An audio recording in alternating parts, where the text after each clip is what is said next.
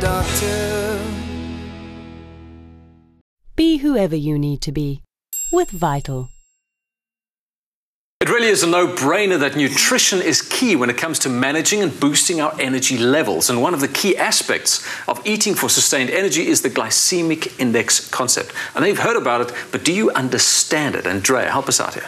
Well, glycemic index, or the GI value of a food, is specifically ascribed to carbohydrate-rich foods. And the values range from 0 to 100.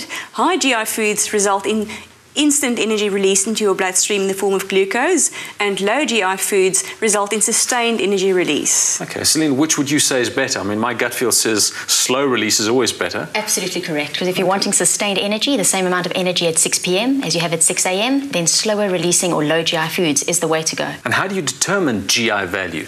Well, GI value is tested after consuming a certain portion size of a carbohydrate food and to see their response in your blood sugar levels. In South Africa, we use the international standards. Okay. Now, we talked about sustained energy, and I think that's the sort of holy grail, you know, energy that just doesn't die off. You've co-authored a book on fast food for sustained energy, Celine.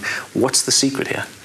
It's not really a secret. A lot of it is common sense. Unfortunately, though, we're so busy and hectic that we don't really make the correct choices. And it's not that difficult to make the correct choices if you have an understanding of concepts like the glycemic index. All right, so we're getting an understanding, thanks to Andrea. There are foods on the table that, you know, most people would not know the difference between high GI and low GI. Help us out. What are the tips here? A general rule that works for most foods is ask yourself, has this food really been processed? If it hasn't, if it's in more of a natural state, chances are it's going to be slower releasing and better for you. There are, of course, some exceptions, right, Andrea? Such as, Andrea? Well, I think the potato is definitely one that's often spoken about. Spuddy. Potatoes happen to be a high GI food. Okay. And sweet potatoes, which we think is very similar, is a low GI food. But sweet potatoes contain different types of fibres, which result in the slower release of the carbohydrates. If you bring fibre or introduce fibre into your diet, does that take a high GI food and create a bit of a low GI scenario? Could it? It does that as long as you're using the right type of fibre, which is soluble fibre. So soluble fibre would be fibre found in legumes, so beans and chickpeas and butter beans and lentils, and oats or oat bran. All right. Andrea, standard meal for South Africans, bread. Yes. High GI, low GI, help us out there. In general, the seed breads and the ones with the highest fibre content would tend to be the lower GI. Okay, I see we've got sugar and honey there. Now, I know that's probably a trick question. Which one is higher, which one is lower, Celine? Well, I really think it's a good example because a lot of us might think that honey is more natural, but if it's commercial honey, it's actually much faster releasing than regular table sugar.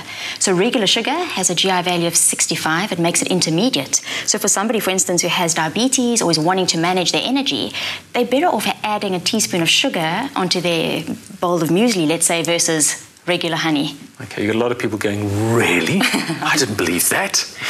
Andrea, 2-minute noodles. I mean, what is that doing there? That's definitely high GI. Eh? Well, looking at carbohydrate food specifically, it depends on the extent to which it has been processed. Okay.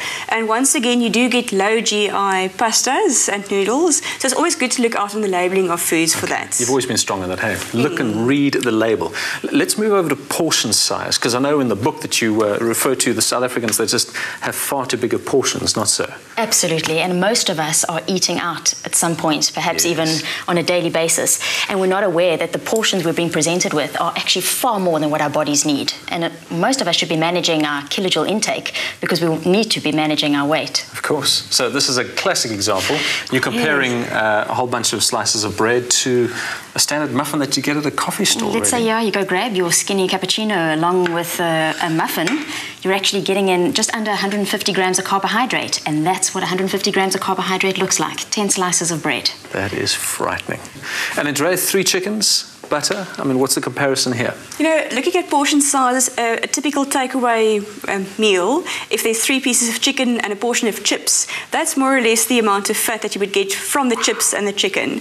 So it's really important to look at portion control and be realistic and logical about it. Yeah. You guys make so much sense, you really do. Biggest sense of all is breakfast, obviously. We know that's the most important meal of the day. How would I eat a healthy breakfast? And give me a good example of what a healthy breakfast is. And I know you're going to say a smoothie, so what goes into the smoothie? Well, the ingredients of one of my favourite breakfasts, muesli, low GI specifically, fresh fruit, and yogurt, which is high in protein. Brilliant. Well, let's do that. So, Gave me that about apple. half an apple. All right. So Some dairy. Right. Good. Okay, and what kind of dairy? Or milk and yogurt. All right, good. There we go. Fantastic. Where's your muesli? well, there's the low GI muesli. All right. Rich in fiber and healthy fats. Got nuts in there as well, which is great. And also a small portion of peanut butter for that lovely flavour. Okay. And some of the fats that you talked about. Brilliant. And that's it. Whip that up and taste it, really. All right, there you go. Who would like to try the first bit of smoothie? Andrea, I would love to try. Brilliant. There we go. Girls, thank you so much for that amazing insight. Thank Here's you. to good energy and a good way to start the day. Sustained energy. Sustained energy, you're so right. Speaking of which, this recipe and many more in Fast Food for Sustained Energy, so pick up your copy. You can also win one of 10 of them, which we're giving away right now, so stay tuned for that. If you want to have sufficient energy throughout the day, you have to start by eating right. And the right way to eat for sustained energy is eating low GI foods. Be whoever you need to be with Vital. I wanna live the best life.